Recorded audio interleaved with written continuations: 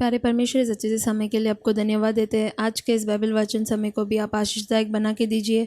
इस वचनों के द्वारा हमसे बातें कीजिए। यीशु मसीह के नाम से मांगते पिता, आमीन। लेवीय व्यवस्था अध्याय 13। फिर यहोवा ने मूसा और हारून से कहा, जब किसी मनुष्य के शरीर के चर्म में सूजन या पपड़ी या दाग हो और इससे इसके चर्म में कोढ़ की व्याधि सा कुछ दिखाई पड़े, तो उसे हारून याजक के पास या उसके पुत्र जो याजक है उनमें से किसी के पास ले जाएं।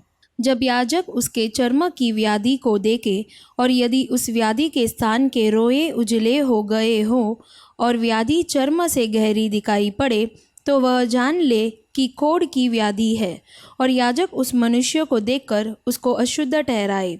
पर यदि वह दाग उसके चर्म में उजला तो हो, परंतु चर्म से गहरा न देख पड़े और न वहाँ के रोए उजले हो गए हो, तो याजक उसको 7 दिन तक बंद कर रखे, और 7वें दिन याजक उसको देखे, और यदि वह व्याधि जैसी की तैसी बनी रहे और उसके चर्म में न फैली हो, तो याजक उसको और भी 7 दिन तक बंद कर रखे, और 7वें दिन याजक उसको फिर देखे, और यदि देख पड़े कि व्याधि की चमक कम है और व्याधि चर्म पर फैली न हो, तो याजक उसको शुद्ध ठहराए, क्योंकि उसके तो चर्म में पपड़ी है, और वह अपने वस्त्र धोकर शुद्ध हो जाए।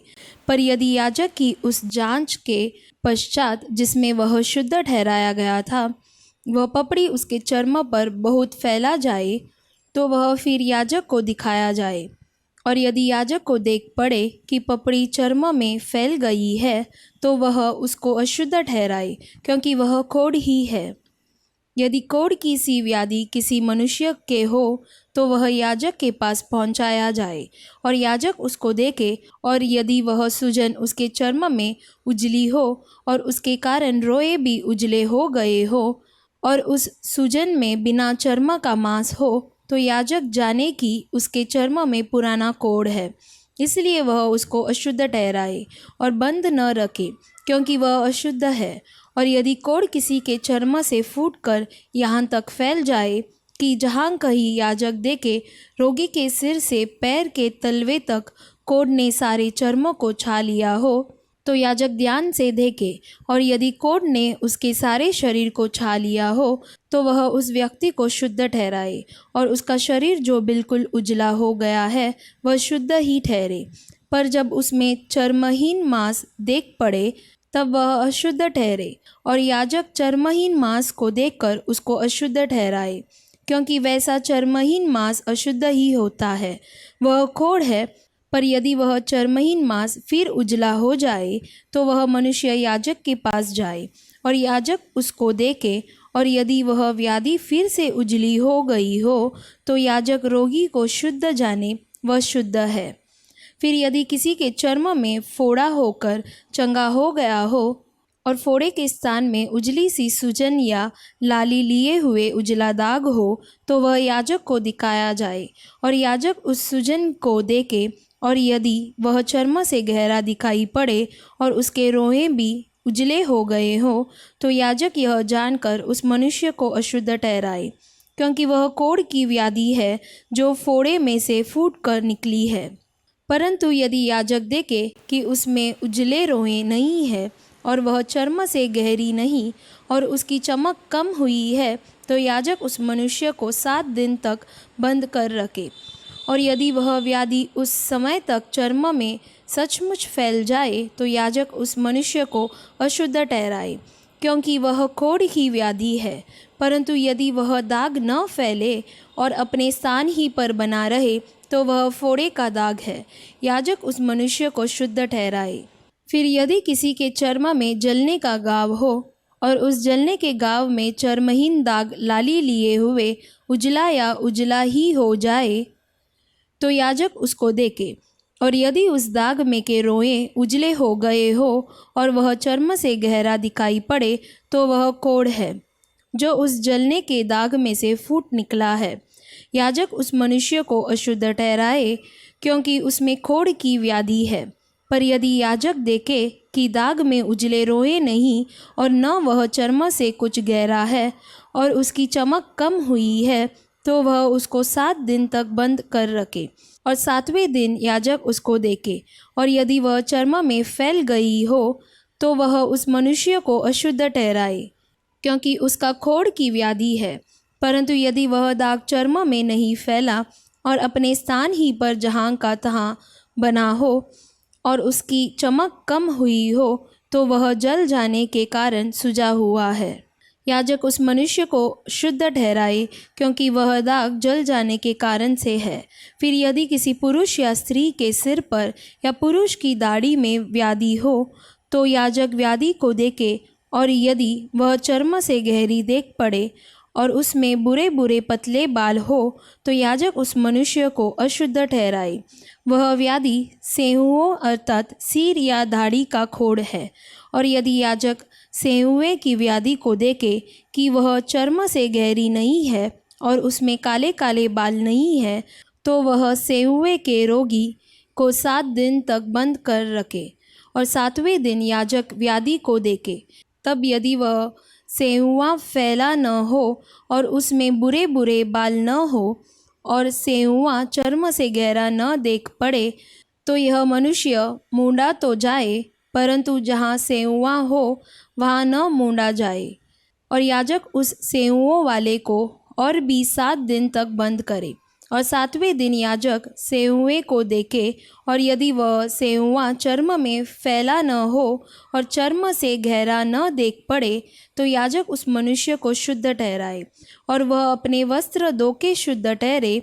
पर यदि उसके शुद्ध ठहरने के पश्चात सेहुआ चर्म में कुछ भी फैले, तो याजक उसको देखे, और यदि वह चर्म में फैला हो तो याजक बुरे बाल न ढूंढे, क्योंकि वह मनुष्य अशुद्ध है। परंतु यदि उसकी दृष्टि में वह सेहुआ जैसे का तैसा बना हो और उसमें काले काले बाल जमे हो, तो वह जाने की सेहुआ चंगा हो गया है और वह मनुष्य शुद्ध है। याजक उसको शुद्ध ही ठहराए। फिर यदि किसी पुरुष या स्त्री के चर्म में उजले दाग हो, तो याजक देखे, और यदि उसके चर्म में वे दाग कम उजले हो, तो वह जाने कि उसको चर्म में निकली हुई दाद ही है, वह मनुष्य शुद्ध ठहरे। फिर जिसके सिर के बाल जड़ गए हो, तो जानना कि वह चंदुला तो है परंतु शुद्ध है, और जिसके सिर के आगे के बाल जड़ गए हो, तो वह माथे का चंदुला तो है परंतु शुद्ध है।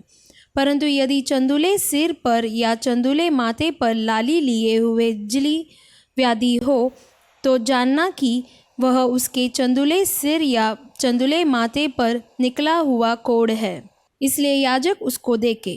और यदि व्याधि की सूजन उसके चंदुले सिर या चंदुले माथे पर ऐसी लाली लिए हुए उजली हो जैसा चर्म के कोढ़ में होता है, तो वह मनुष्य कोढ़ी है और अशुद्ध है, और याजक उसको अवश्य अशुद्ध ठहराए, क्योंकि वह व्याधि उसके सिर पर है। जिसमें वह व्याधि हो उस खोड़ी के वस्त्र फटे और सिर के बाल बिखरे रहें, और वह अपने ऊपर वाले होंठ को डांपे हुए अशुद्ध अशुद्ध पुकारा करे। जितने दिन तक वह व्याधि उसमें रहे उतने दिन तक वह अशुद्ध रहेगा और वह अशुद्ध ठहरा रहे, इसलिए वह अकेला रहा करे, उसका निवास स्थान छावनी के बाहर हो। फिर जिस वस्त्र में कोढ़ की व्याधि हो, चाहे वह वस्त्र उनका हो चाहे सनी का, वह व्याधि चाहे उस सनी या ऊन के वस्त्र के ताने में हो चाहे बाने में, या वह व्याधि चमड़े में या चमड़े की बनी हुई किसी वस्तु में हो, यदि वह व्याधि किसी वस्त्र के चाहे ताने में चाहे बाने में या चमड़े में या चमड़े की किसी वस्तु में हरी हो या लाल सी हो, तो जानना कि वह कोढ़ की व्याधि है और वह याजक को दिखाई जाए। और याजक व्याधि को देखे और व्याधि वाली वस्तु को 7 दिन के लिए बंद करे, और 7वें दिन वह उस व्याधि को देखे, और यदि वह वस्त्र के चाहे ताने में चाहे बाने में या चमड़े की बनी हुई किसी वस्तु में फैल गई हो, तो जानना कि व्याधि गलित कोढ़ है। इसलिए वह वस्तु चाहे कैसे ही काम में क्यों न आती हो तो भी अशुद्ध ठहरेगी।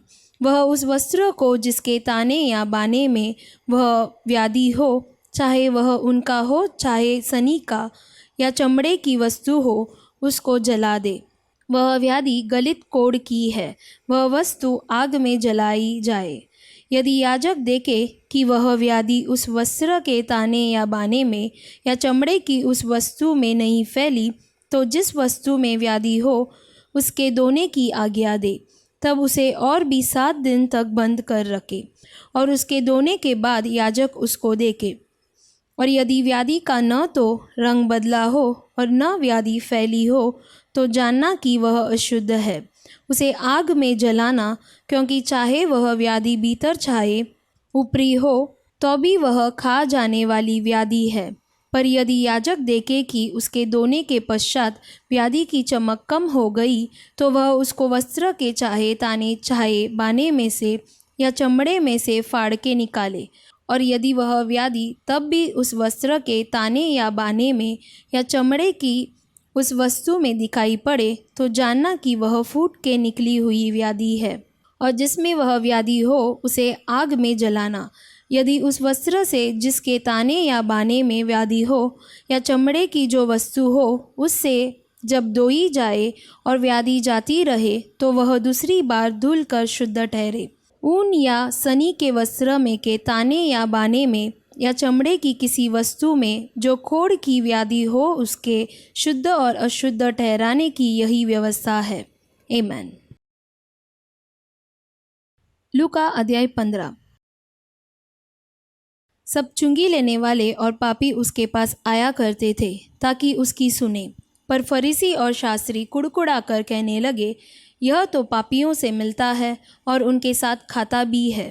तब उसने उनसे यह दृष्टांत कहा, तुम में से कौन है जिसकी 100 भेड़ें हो और उनमें से एक खो जाए, तो 99 को जंगल में छोड़कर उस खोई हुई को जब तक मिल न जाए खोजता न रहे। और जब मिल जाती है तब वह बड़े आनंद से उसे कंधे पर उठा लेता है और घर में आकर मित्रों और पड़ोसियों को इकट्ठा करके कहता है, मेरे साथ आनंद करो, क्योंकि मेरी खोई हुई भेड़ मिल गई है। मैं तुमसे कहता हूँ कि इसी रीति से एक मन फिराने वाले पापी के विषय में भी स्वर्ग में इतना ही आनंद होगा, जितना कि 99 ऐसे धर्मियों के विषय नहीं होता जिन्हें मन फिराने की आवश्यकता नहीं।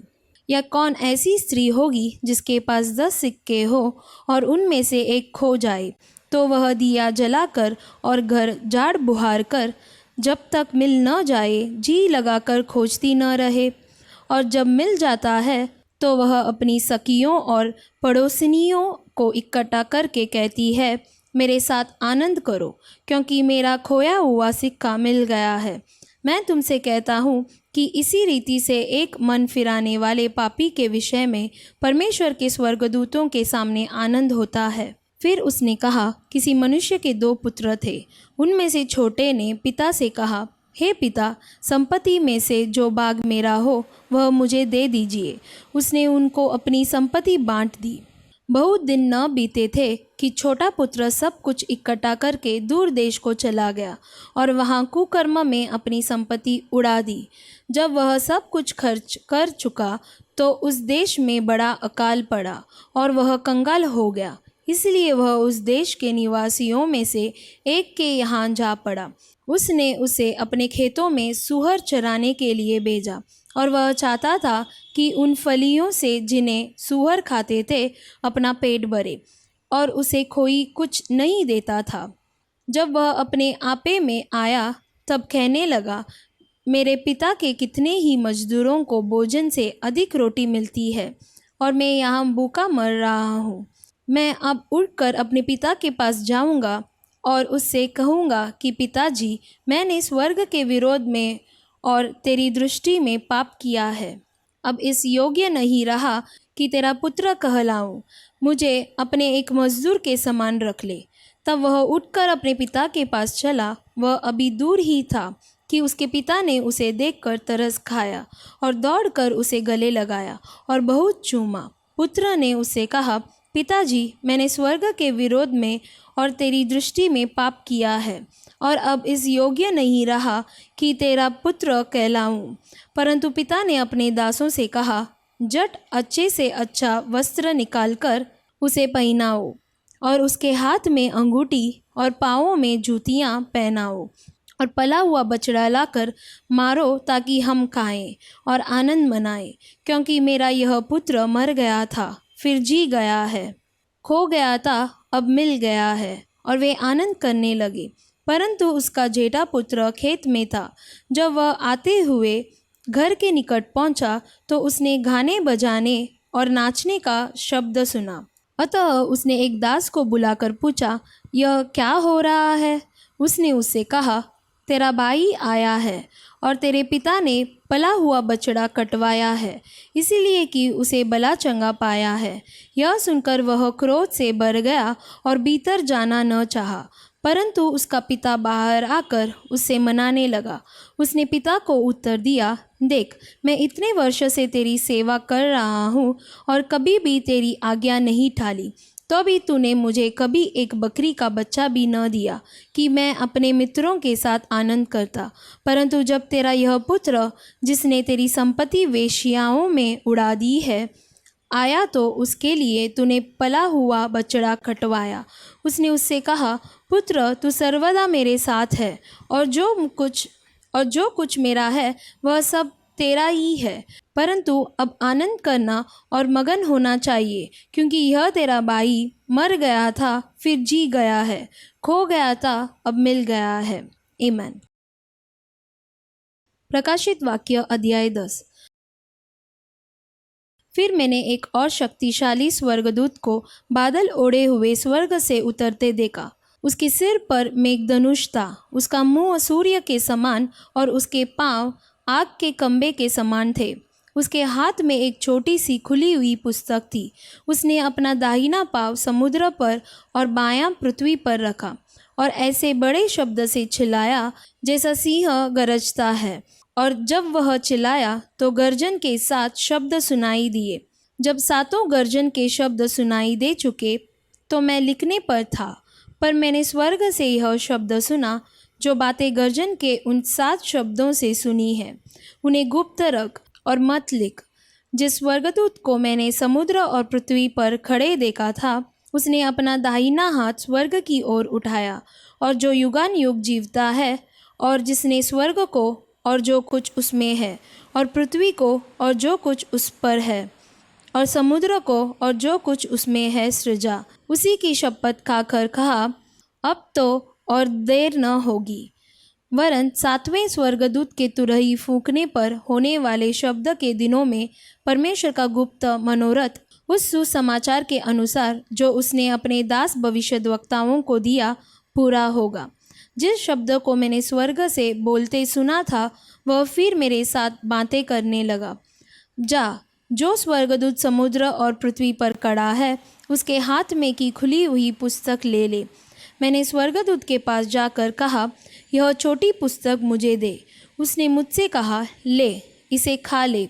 यह तेरा पेट कड़वा तो करेगी, पर तेरे मुंह में मधु सी मीठी लगेगी। अतः मैं वह छोटी पुस्तक उस स्वर्गदूत के हाथ से लेकर खा गया। वह मेरे मुंह में मधु सी मीठी तो लगी, पर जब मैं उसे खा गया तो मेरा पेट कड़वा हो गया। तब मुझसे यह कहा गया, तुझे बहुत से लोगों और जातियों और भाषाओं और राजाओं के विषय में फिर भविष्यवाणी करनी होगी। आमीन।